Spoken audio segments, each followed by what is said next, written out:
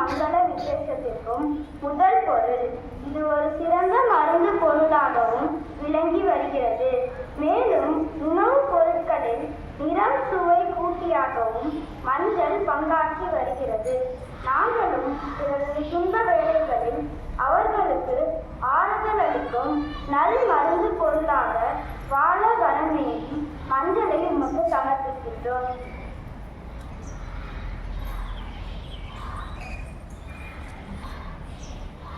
வாழை. முக்கணிகளில் ஒன்று வாழை. நம் வாழ்வில் நடைபெறும் அனைத்து நிகழ்விலும் நம்மோடு பங்கெடுத்துக் கொள்வது வாழை மட்டுமே. வாழையினால் நாம் பெறும் நன்மைகள் பற்பல உண்டு. இறைவன் நமக்கு அருளிய இந்த வாழ்வின் மேன்மையை உணர்ந்து இவ்வாழையை போன்று நாமும் பிறருக்கு பயனுள்ளவர்களாய் வாழ வரம் வேண்டி வாழையை உமக்கு சமர்ப்பிக்கின்றோம்.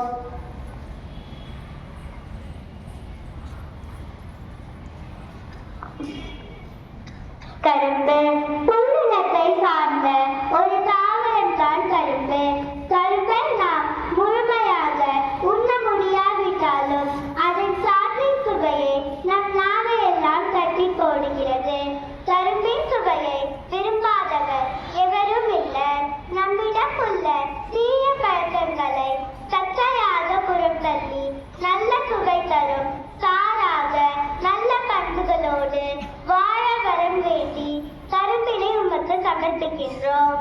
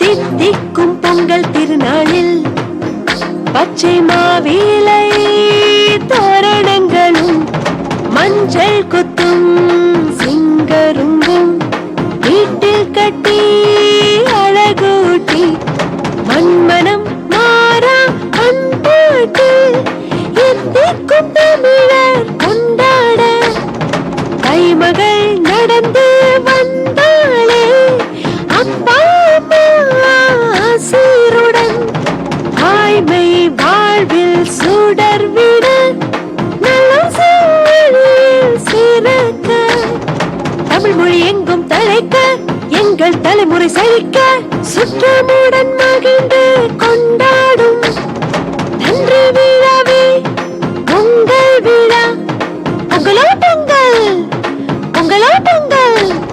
தித்திக்கும் பொங்கல் திருநாளில் பச்சை மாவிலை தோரணங்களும் மஞ்சள் குத்தும் சிங்கரும்பும் வீட்டில் கட்டி அழகூட்டி மண்மனம் மாறா அன்பாட்டு எத்திக்கும் தமிழர் கொண்டாட கைமகள் நடந்து வந்தாளே அப்பா சீருடன் ஆய்மை வாழ்வில் சுடர்விட நல்ல